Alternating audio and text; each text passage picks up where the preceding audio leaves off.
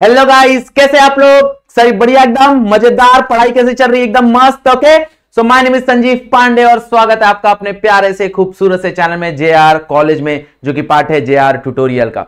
तो जैसा कि आपको पता है, like we have started the current electricity में ऑलरेडी हम लोग ने 2 वीडियोस बना दिए हैं। ऑलरेडी 2 वीडियोस अवेलेबल है।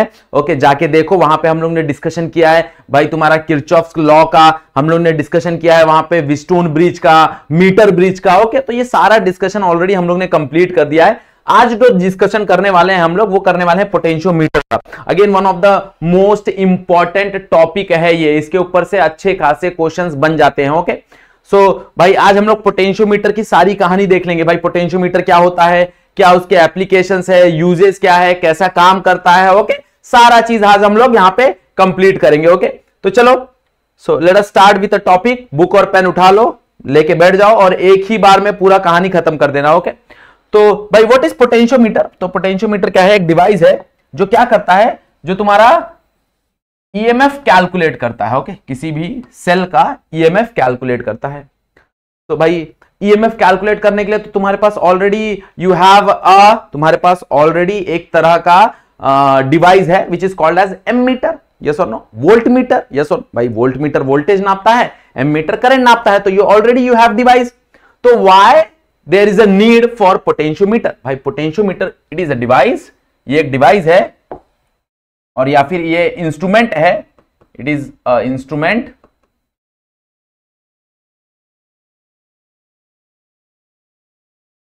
which measure the EMF, which measure the EMF of cell। बराबर?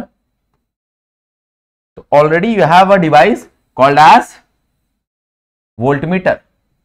भाई क्या जरूरत पड़ी पोटेंशियोमीटर की? तो बहुत सारे रीजन है। सबसे एक बेहतरीन रीजन है कि जो पोटेंशियोमीटर है वो आपको बहुत बेहतरीन तरीके से बहुत एक्यूरेट रीडिंग देगा। कारण यह है कि this work on the principle of null point. भाई जो तुम्हारा विस्टोन, जो तुम्हारा मीटर ब्रिज था, जिस प्रिंसिपल पे वो काम कर रहा था, सेम उसी प्रिंसिपल पे तुम्हारा पोटेंशियोमीटर भी काम करता है। सबसे पहली बात। सेकेंड बात यह है कि भाई उसके वायर के अंदर से कोई करंट फ्लो नहीं होता। सिंस वायर के अंदर से कोई करंट फ्लो नहीं हो रहा है, तो यहां पे वोल्टेज ड्रॉप नहीं मिलता। वोल्ट मीटर में क्या होता है, जब तुम वोल्ट मीटर को लगाते हो तो वायर कनेक्ट करते हो ना, वायर कनेक्ट करते हो तो उसके अंदर से करंट फ्लो होता है। तो जब करंट फ्लो होता है तो हो सकता है कि वहां पे थोड़ा बहुत वोल्ट ड्रॉप हो जाए और तुमको एग्जैक्ट वोल्टेज ना मिले। इसके अंदर बहुत एग्जैक्ट वोल्ट है, बट फिर भी हम इसको हर एक जगह यूज नहीं करते, बिकॉज अगर तुम पोटेंशियोमीटर देखने जाओ तो पोटेंशियोमीटर बहुत बड़ा होता है। ओके, बहुत बड़ा सा लकड़ी होता है, उसके ऊपर वायर लगा जाता है। This is wire. Okay, a few meter wire. A B जो वायर है वो कुछ मीटर लंबा, कुछ मीटर मतलब 3 meter, 4 meter, 5 meter, 1 meter, 2 meter, कितना भी लंबा हो सकता है। ओके, तो फ्यू मीटर वायर है। अब इस वायर के अक्रॉस क्या करते हैं, इस वायर के अक्रॉस हम लोग एक पोटेंशियल प्रोवाइड कर देते हैं। Let's say that potential is epsilon and उसके पास इंटरनल रेजिस्टेंस है। Okay, that is R. तो एक वायर है, consider a wire, consider a wire, okay, of length L, का जो लेंथ है वो L है, एंड उस वायर का जो रेजिस्टेंस है, उस वायर का जो रेजिस्टेंस है उसको मान लेते हैं R। Okay, so consider a wire of length L and resistance R, और इसका जो एरिया होगा वो यूनिफॉर्म होगा, इसका जो एरिया होगा वो यूनिफॉर्म होगा। तो यहां पे क्या होता है, यहां पे देखो जरा, अब यहां पे ध्यान दो कैसे पोटेंशियोमीटर काम करता है। तो देखो, अब यहां पे एप्सिलॉन है तो जाहिर सी बात है, यहां पे अगर पॉजिटिव है तो यहां पे जो वोल्टेज होगा वो क्या होगा, एप्सिलॉन होगा, और यहां पे वोल्टेज क्या होगा, 0 होगा। तो यहां पे देखो भाई, तुम्हारा जो वोल्टेज ड्रॉप है वो क्या हो रहा है, वो एप्सिलॉन से 0 की तरफ जा रहा है। ओके, इसका मतलब क्या है कि मान लो कि जब पूरा लेंथ L है, जब पूरा लेंथ L है, ओके, तो तुम्हारा वोल्टेज ड्रॉप कितना है, तुम्हारा वोल्टेज ड्रॉप है एप्सिलॉन। बराबर? जब पूरा लेंथ L है तो तुम्हारा वोल्टेज ड्रॉप कितना है, एप्सिलॉन। ओके, अब यही अगर लेंथ कुछ x हो जाएगा तो तुम्हारा वोल्टेज ड्रॉप क्या होगा, यहां पे तुमको वोल्टेज ड्रॉप निकालना है या फिर पोटेंशियल ड्रॉप निकालना है। तो यहां पे तुम्हारा पोटेंशियल कितना हो जाएगा। Okay, so this potential is equivalent to x, मतलब ये epsilon is equivalent to x l। तो यहां पे तुम्हारा जो एप्सिलॉन है ना वो डायरेक्टली प्रोपोर्शनल रहेगा l से, मतलब जैसे जैसे तुम्हारा l चेंज होते जाएगा भाई तुम्हारा वोल्टेज उसके हिसाब से चेंज होते जाएगा। बट यहां पे जो एप्सिलॉन बाय l का रेशो होगा ना दैट विल बी सेम, इसका मतलब क्या है देखो जरा भाई, जाहिर सी बात है कि epsilon is directly proportional to l, proportionality का साइन हटाना है तो मेरे को क्या रखना पड़ेगा, एक कांस्टेंट। अब यहां पे k का वैल्यू क्या आ जाता है, k का वैल्यू आ जाता है that is epsilon bye l, and this epsilon bye l is always remain constant. ये एप्सिलॉन बाय जो l है ये हमेशा कांस्टेंट रहेगा, क्या रहेगा, कांस्टेंट रहेगा। और इसको ही हम लोग क्या बोलते हैं, इसको ही हम लोग बोलते हैं पोटेंशियल ग्रेडियंट, इसको हम लोग क्या बोलते हैं, potential gradient. Okay, which is उसका यूनिट क्या हो जाएगा, दैट इज वोल्ट पर मीटर। मतलब इस वायर के अंदर भाई वोल्ट पर मीटर जो है ना वो सब जगह क्या रहेगा, सेम रहेगा। ओके भाई, अगर इतना वायर कंसीडर करूंगा तो इसका वोल्टेज चेंज होगा, इसका लेंथ भी चेंज होगा, बट वोल्ट पर मीटर जो रहेगा, वोल्ट पर लेंथ जो रहेगा that will be same, the volt पर मीटर विल बी सेम। मतलब पोटेंशियल डिवाइड बाय लेंथ जो रहेगा वो क्या रहेगा, वो k रहेगा, and that k is called as potential gradient, जिसका यूनिट होता है वोल्ट पर मीटर। क्लियर बात सुना रही है, यस और नो? ओके, तो साइड में कर देते थोड़ा सा। ये कहानी हमने को समझनी है, अपने को ये चीज लेके चलना है, ये चीज अपने को याद होना चाहिए कि भाई पोटेंशियोमीटर का सबसे बेसिक प्रिंसिपल है कि तुम्हारा जो एप्सिलॉन है, तुम्हारा जो पोटेंशियल है, that potential is directly proportional to the length of this wire. Okay, length of this AB wire. Okay, तो अगर ये डायरेक्टली प्रोपोर्शनल है, प्रोपोर्शनलिटी साइन हटाने के लिए कांस्टेंट लगाऊंगा, और ये L को नीचे भेजो तो एप्सिलॉन बाय L जो है वो ऑलवेज रिमेन कांस्टेंट रहेगा। ये जो एप्सिलॉन बाय L है ये ऑलवेज रिमेन कांस्टेंट रहेगा, और इस एप्सिलॉन बाय L को ही हम लोग क्या बोलते हैं, K बोलते हैं, which is called as potential gradient, which is called as potential gradient. Clear बात समझ आ गई? अब इसका काम क्या है, काम कैसे करता है, क्या काम करता है? तो सबसे पहला काम है कि भाई तुम्हारे पास अगर कोई EMF है तो वो तुमको कैलकुलेट करके दे देगा, या फिर अगर तुम्हारे पास कोई 2 EMF है तो तुमको कंपेयर करके दे देगा। ओके, सो ये एक्चुअल में ऐसा नहीं बनता। देखो, अगर एक्चुअल में इसका बनाने का तरीका देखोगे तो ये कुछ ऐसा बनता है। Okay, since it is a few meter wire, तो भाई अगर सिंगल में वायर ऐसे लगा दूंगा तो सिंगल वायर जब मैं ऐसे लगाऊंगा तो बहुत बड़ा हो जाएगा, फ्यू मीटर है। तो हम क्या करते हैं, वायर को कट करके उसको पैरेलल ऐसे लगा देते हैं। भाई ये वायर है, ये वायर है, और ये वायर है, ये वायर है। ओके, अब ये वायर को जोड़ने के लिए यहाँ पे हम लोग स्ट्रिप लगा देते हैं, this is the metallic strip. Okay, ये क्या है, ये तुम्हारा मेटालिक स्ट्रिप है। याद रखना, हम वायर को बेंड नहीं कर रहे हैं, this is not the part of wire. Okay, this is not the part of length, this is not the part of length, this is not the part of length. ये तुम्हारे length का part नहीं है, ये एक metallic strip है भाई, वो तुम्हारा कनेक्शन कंप्लीट रखे तो इसलिए मेटालिक स्ट्रिप लगा रहे हैं हम लोग। अगर वही सेम वायर को देखो, सेम वायर, क्वेश्चन भी आता है ऐसा कि वो सेम वायर को ही सर हम टर्न कर सकते थे, यस कर सकते थे, बट जैसे तुम टर्न करोगे तो भाई उसका जो क्रॉस सेक्शनल एरिया है that will B change. Okay, जब उसका क्रॉस सेक्शनल एरिया चेंज हो जाएगा तो हो सकता है उसके रेजिस्टेंस में चेंज आए, और सिंस उसके रेजिस्टेंस में चेंज आएगा तो पोटेंशियल ड्रॉप में भी चेंज आएगा। ओके, तो इसलिए हम लोग वहां पे वायर को टर्न नहीं करते, हम लोग भाई वायर को कट करते हैं, ऐसे 4 में लगाते हैं और उसको मेटल से कनेक्ट कर देते हैं। ओके, मेटालिक स्ट्रिप से कनेक्ट कर देते हैं। यहाँ पे हम लोग ने एक कनेक्शन दिया है, दैट इज यहाँ पे हमारा जो मेन बैटरी है जो तुमको पोटेंशियल प्रोवाइड करेगा इस वायर को, वो लगाया हम लोग ने, यहाँ पे की लगाया और एक रियोस्टैट लगाया to control the voltage. Okay, clear? अब मान लो कि मेरे पास 2 EMF है जिसको मेरे को कंपेयर करना है या फिर जिसका मेरे को कैलकुलेट करना है, तो एप्सिलॉन 1 और एप्सिलॉन 2 मेरे को 2 दिया हुआ है, दोनों को मैंने A पे कनेक्ट किया। कहां पे कनेक्ट किया? A पे कनेक्ट किया, बराबर। अब यहां पे मैं 2 की लगा दे रहा हूं। 2 की लगाने का कारण क्या है कि भाई मैं चाहूंगा एट ए टाइम सिर्फ एक में से ही करंट फ्लो हो, तो 2 की लगा दिया मैंने, K1 और K2, और ये दोनों को कनेक्शन दे दिया गैल्वेनोमीटर, और गैल्वेनोमीटर से क्या कनेक्ट है, जॉकी। ओके, जो कि हम लोग ने ऑलरेडी पढ़ा है मीटर ब्रिज में। ओके, तो अब देखो यहां पे क्या होगा भाई, मान लो कि व्हेन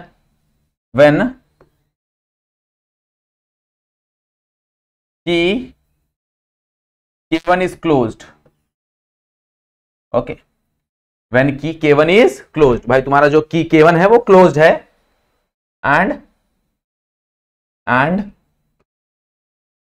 K2 is open, हमारा जो K2 है वो ओपन है, इसको ओपन रख देते हैं। ओके, तो द करंट फ्लो थ्रू, भाई करंट कैसे फ्लो होगा, ऐसे फ्लो होगा, हाँ या ना?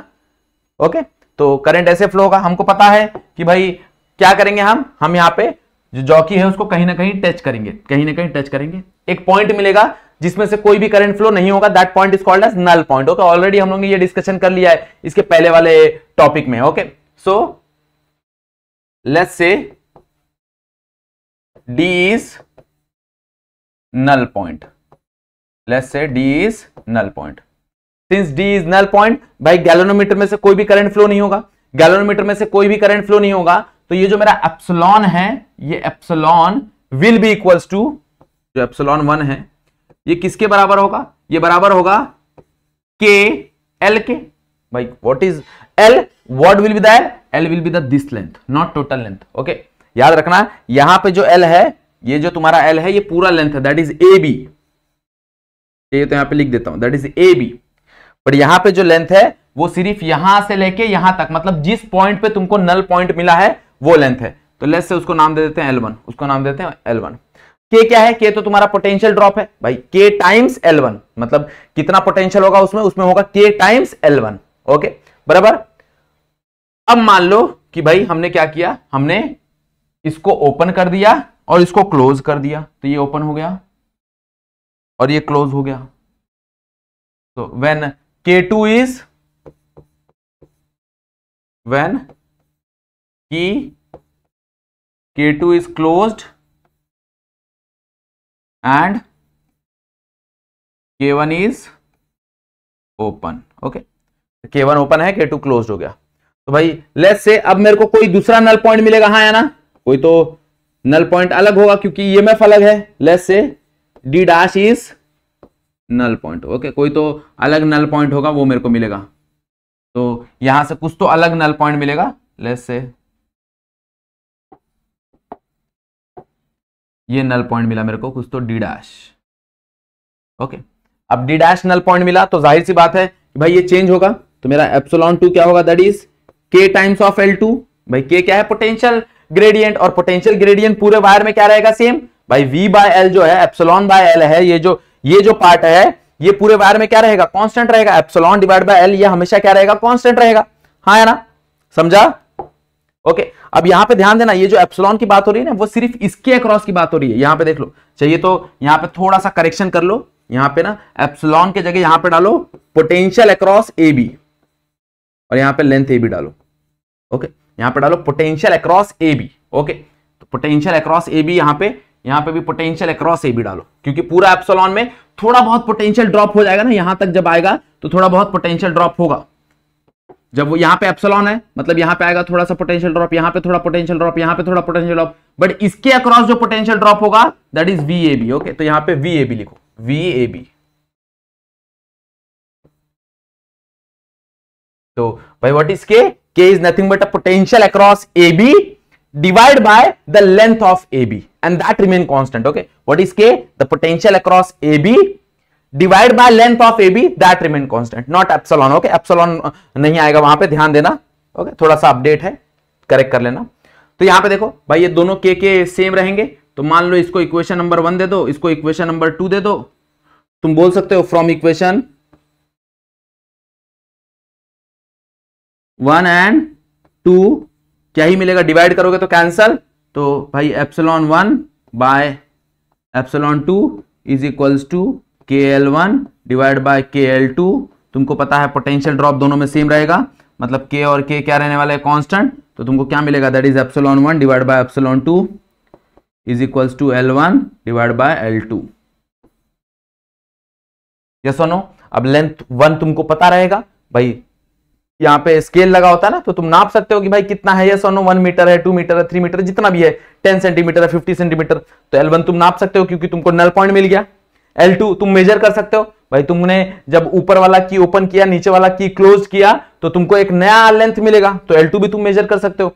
सिंस ये दोनों लेंथ तुम मेजर कर सकते हो, सब्स्टिट्यूट करो, तुमको E1 बाई E2 मिल जाएगा। यस और नो, तुमको E1 बाई E2 मिल जाएगा। E1 is nothing but EMF of first cell and E2 is nothing but EMF of second cell. इस तरह तुम कंपेयर कर सकते हो।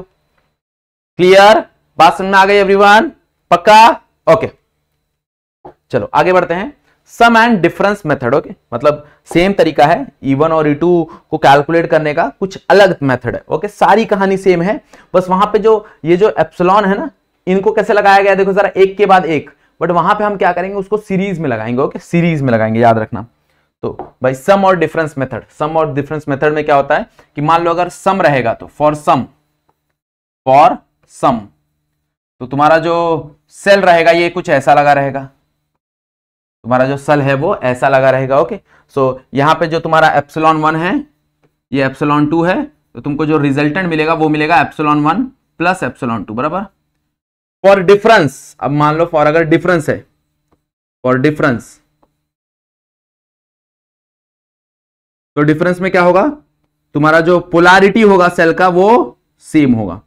तो मान लो ये एप्सिलॉन 1 है, ये एप्सिलॉन 2 है, तो पोलैरिटी सेम होगा, इधर ऐसे होगा या फिर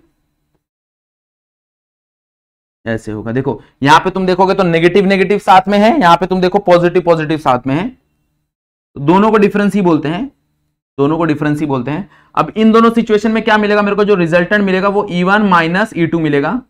कंडीशन भाई E1 जो है वो ग्रेटर है E2 से, कंडीशन जो E1 है वो ग्रेटर है E2 से। ओके, क्लियर, बात समझ में आ गया। तो यहां पे देखो भाई ये है तुम्हारा सम, ये है तुम्हारा डिफरेंस, ये है तुम्हारा सम और ये है तुम्हारा डिफरेंस। तो यहां पे हमने क्या किया था, यहां पे हम लोग ने एक एक सेल को लगाया था। भाई फर्स्ट सिचुएशन में पहले सेल से करंट पास हो रहा था, सेकंड सिचुएशन में सेकंड वाले सेल से पास हो रहा है, बट हम ऐसा नहीं करेंगे। अब हम क्या करेंगे, ये पूरा का पूरा उठाएंगे और यहां पे लगा देंगे। ओके, वहां पे नीचे वाला पार्ट नहीं होगा, एक ही लाइन में दोनों लगे होंगे। मतलब जब मेरा E1 प्लस E2 हो रहा है, जब मेरा E1 प्लस E2 हो रहा है, तो उस समय when sum of cell, तो जब sum of cell हो रहा है तो उस समय हो सकता है E1 प्लस E2 बराबर हो K टाइम्स कुछ L1 लेंथ। भाई उस टाइम अगर हम लोग देखेंगे तो कुछ L1 लेंथ आएगा, जो कि हम लोग क्या करेंगे, वायर पे टच करेंगे। जब जो कि हम लोग वायर पे टच करेंगे तो कुछ अपने को L1 लेंथ मिलेगा, हाँ या ना, मतलब वहां पे नल पॉइंट मिलेगा बराबर। और मान लो कि भाई जब डिफरेंस होगा, व्हेन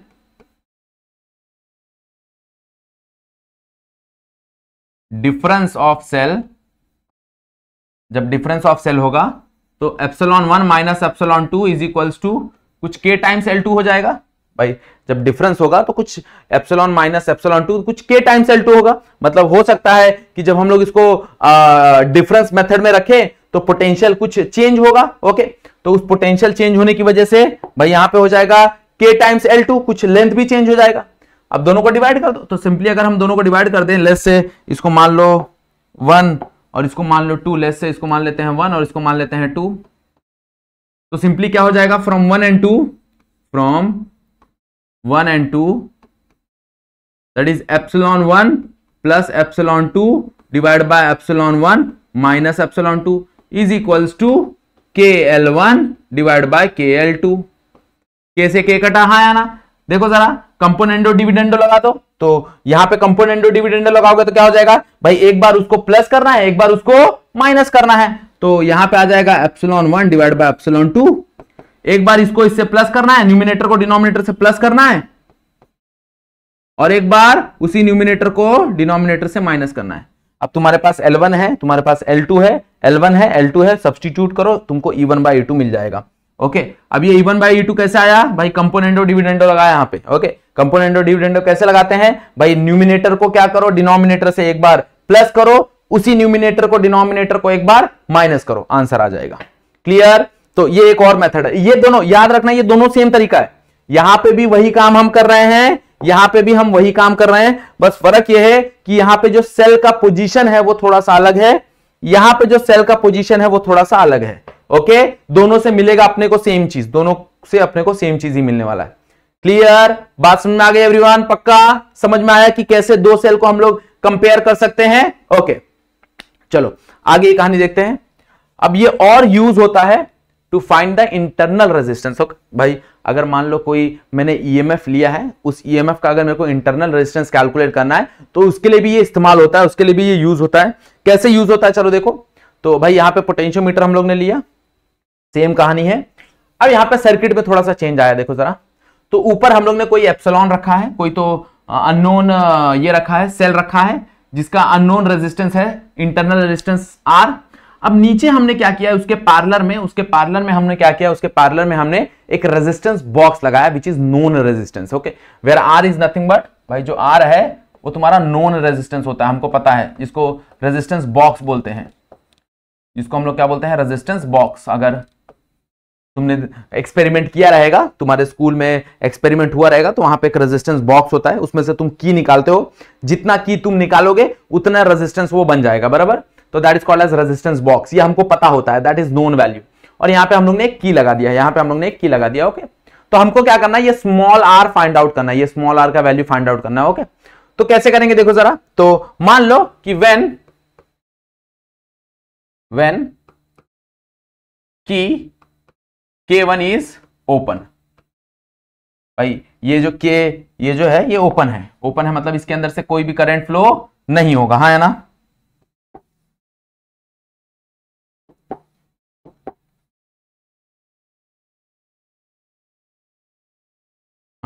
इसके अंदर से कोई भी करंट फ्लो नहीं होगा। सिंस इसके अंदर से कोई करंट फ्लो नहीं होगा तो जाहिर सी बात है भाई यहां से फ्लो होगा, यहां से फ्लो होगा, यहां से फ्लो होगा, यहां से फ्लो होगा, गैल्वेनोमीटर में से जाएगा, जॉकी में जाएगा। मेरे को लेस से यहां पे एक नल पॉइंट मिल गया, उसका नाम दे दो डी। लेस से यहां पे एक नल पॉइंट मिल गया डी, बराबर। तो when key K1 is open, less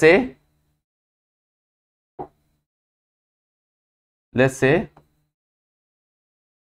D is null point. Okay, तुम्हारा D क्या है, इज नल पॉइंट, बराबर। Since D is null point, भाई तुम्हारा जो एप्सिलॉन है दैट इज एप्सिलॉन 1, इसको नाम दे देना एप्सिलॉन 1, क्योंकि ऑलरेडी तुमने इसको एप्सिलॉन नाम दिया है। तुम्हारा जो मेन बैटरी है जो इस पूरे सिस्टम को पोटेंशियल प्रोवाइड कर रहा है, उसको तुमने ऑलरेडी एप्सिलॉन दिया है, तो इसको नाम दे दो एप्सिलॉन 1। तो एप्सिलॉन 1 डायरेक्टली प्रोपोर्शनल हो जाएगा कुछ तो K टाइम्स L1, है ना। तुमको कुछ तो लेंथ मिलेगा, बराबर, कहीं पे तुमको नल पॉइंट मिलेगा और तुम वो लेंथ मेजर कर दोगे। तुमको पता है भाई एप्सिलॉन क्या होगा, epsilon is directly proportional to K times L1, directly proportional मतलब इक्वल्स टू, तो यहां पे आ जाएगा तुम्हारा इक्वल्स टू, बराबर। अब मान लो व्हेन की K2 इज क्लोज्ड, व्हेन की K2 इज क्लोज्ड। अब अगर की K2 क्लोज्ड है तो ध्यान से देखो क्या होगा भाई, अब जो करंट आएगा यहां से वो पूरे सर्किट में फ्लो होगा, बराबर, क्योंकि ऑब्वियस सी बात है कि अगर हम लोग देखने जाएं तो मेरे को लेस से उस टाइम पे कोई दूसरा नल पॉइंट मिल जाएगा, लेस से मेरे को यहां पे कहीं नल पॉइंट मिल गया, less say D dash. Okay, so less से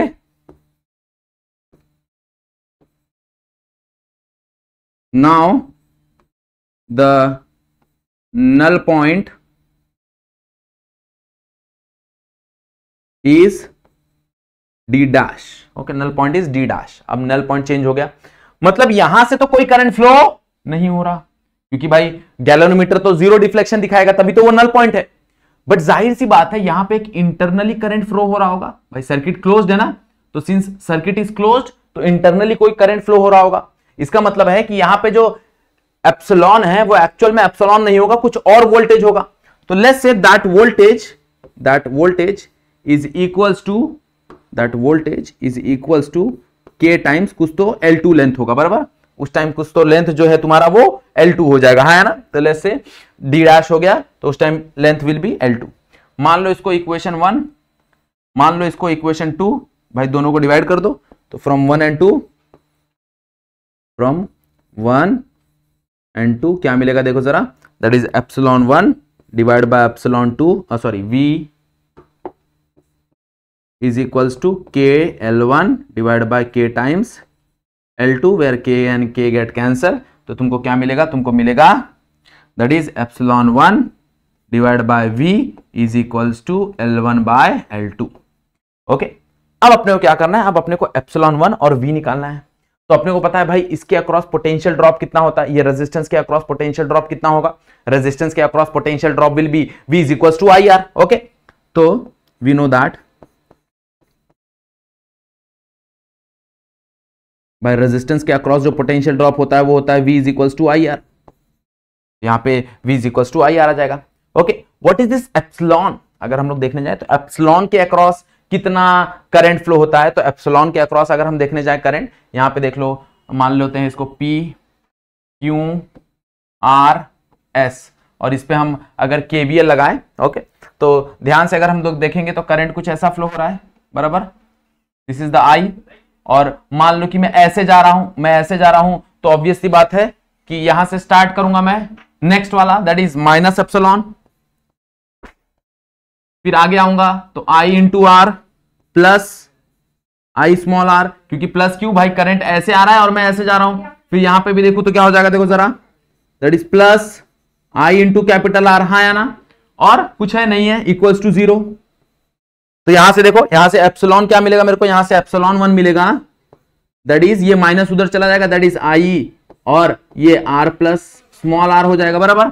तो epsilon 1 is equal to I R plus small r। अब ये दोनों वैल्यू उठाओ, इसमें पुट कर दो, जब दोनों वैल्यू तुम लोग उठा के इसमें पुट करोगे तो तुमको क्या मिलेगा, एप्सिलॉन 1 की जगह that is I R plus R, what is V, V is I R is equals to L1 by L2। देखो I गेट कैंसल, हाँ है ना, R को जरा स्प्लिट कर दो, तो R को तुम स्प्लिट कर दोगे तो क्या मिलेगा, 1 plus small r by capital R is equals to L1 by L2, हाँ या ना। ये 1 को उधर भेज दो, तो 1 को उधर भेज दोगे तो क्या मिलेगा, that is small r by capital R is equals to L1 by L2 minus 1, R को उधर भेज दो तो small r is equals to capital R in bracket L1 by L2 minus 1।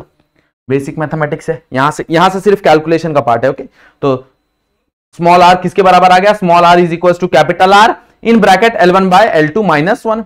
तो L1 क्या है तुम्हारा, length in the first situation, what is L2, the length in the second situation, and what is capital R, the resistance of the resistance box, that is known resistance।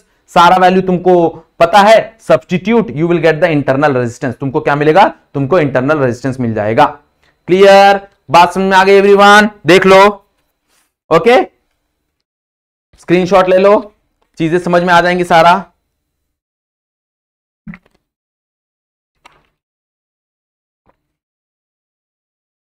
कहानी समझ में आ गई भाई। एक बार क्या करना है, इसको ओपन रखना है, इसके अंदर से करंट फ्लो कराना है, बराबर, तुमको ये मिल जाएगा।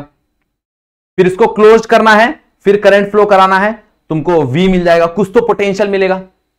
दोनों को डिवाइड कर देना है, तुमको एप्सिलॉन बाय V मिल जाएगा, बराबर।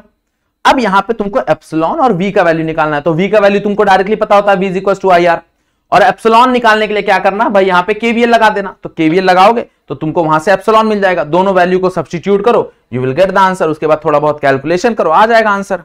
क्लियर, बात समझ में आ गई एवरीवन, कैसे कैलकुलेट किया, पक्का पोटेंशियल ये समझ में आ गया, इंटरनल रेजिस्टेंस कैसे कैलकुलेट करते हैं। ओके, एग्जाम में आने के चांसेस होते हैं, याद रखना, लास्ट टाइम एग्जाम में ये चीज ऑलरेडी पूछा गया है। ओके, इंटरनल रेजिस्टेंस, और ये भी एग्जाम में पूछ चुके हैं। ओके, तो ध्यान देना, ये दोनों बहुत एग्जाम पॉइंट ऑफ व्यू बहुत इंपॉर्टेंट चीज है। ओके, क्लियर, चलो नेक्स्ट हम बात करेंगे एप्लीकेशन की। ओके, तो दो जगह ये इस्तेमाल होता है, एक तुम्हारा इस्तेमाल होता है potentiometer as voltage divider, okay, voltage divider के लिए भी काम आता है, और एक तुम्हारा इस्तेमाल होता है potentiometer as a sensor. Okay, तो कैसे काम आता है थोड़ा सा बेसिक देख लेते हैं, थियरी टॉपिक है, खाली तुमको इसका एप्लीकेशन का नाम लिख देना, बाकी अगर एग्जाम में आया एक्सप्लेन थोड़ा बहुत कर दोगे तो मार्क्स मिल जाएगा। ओके, कैसे देखो, मान लो कि ये तुम्हारा पोटेंशियोमीटर है, लेट्स से,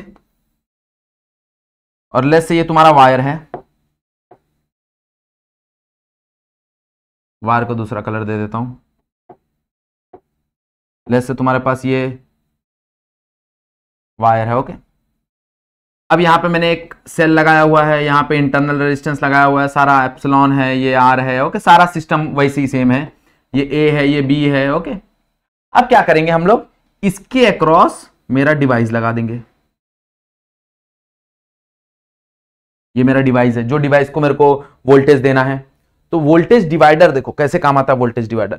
अब जैसे जैसे ये लेंथ में चेंज करूंगा, ये वाला पार्ट में चेंज करूंगा, तो ये जो लेंथ है ये भी चेंज होगा भाई, उसी तरह ये जो लेंथ है ये चेंज होगा, ये L1 ले लो और इसको L2 ले लो, बराबर। जैसे जैसे मैं इसको कहीं और टच करूंगा तो उस हिसाब से L1 और L2 चेंज होते रहेंगे, और जैसे जैसे L1 L2 चेंज होते रहेंगे, मुझे पता है भाई पोटेंशियल का फॉर्मूला क्या ही होता है, पोटेंशियल का फॉर्मूला होता है K टाइम्स L, है ना भाई। पोटेंशियल का फॉर्मूला क्या होता है, K टाइम्स L। तो जैसे जैसे लेंथ चेंज होंगे वैसे वैसे वोल्टेज भी चेंज होगा। तो जैसे भाई यहां पे मेरे को अगर रिक्वायरमेंट है 30 वोल्ट, तो 30 वोल्ट का रिक्वायरमेंट है, मैं क्या करूंगा यहां से कम ज्यादा करूंगा, मेरे को 30 वोल्ट मिल जाएगा। मेरे को रिक्वायरमेंट है 40 का, तो यहां से मैं कम ज्यादा करूंगा 40 का मिल जाएगा, बराबर। मतलब दोनों पार्ट पे मैं अलग अलग वोल्टेज यूज कर सकता हूं, that's why it is called as voltage divider. इसलिए इसको क्या बोला जाता है, वोल्टेज डिवाइडर। ये दोनों पार्ट पे वोल्टेज को क्या कर दे रहा है, डिवाइड कर दे रहा है। क्लियर। ऐसे ही ये पोटेंशियोमीटर एज अ सेंसर भी यूज होता है, जहां पे मेरे को मान लो कि ऐसे जगह मुझे यूज करना है जहां पे वोल्टेज चेंज हो और मुझे पता चल जाए, ओके, सेंस हो जाए, तो वहां पे भी तुम यूज कर सकते हो, ओके, पोटेंशियोमीटर। अब इसको ईएमएफ कैलकुलेट करने के लिए हम लोग सिर्फ एक्सपेरिमेंट में करते हैं, प्रैक्टिकली पर्पस पे नहीं करते, क्योंकि ऑलरेडी हमारे पास एम मीटर है, ऑलरेडी हमारे पास वोल्ट मीटर है, तो हम वोल्ट मीटर यूज करते हैं। इतना छोटा सा होता है, देखा तुमने, कहीं पे भी तुम लेके जा सकते हो। ये उतना ज्यादा बहुत बड़ा होता है ये, ओके, तो इतना ज्यादा मूवेबल नहीं है, ओके। इसको एक जगह से दूसरे जगह ट्रांसपोर्ट जल्दी नहीं हो सकता, ओके।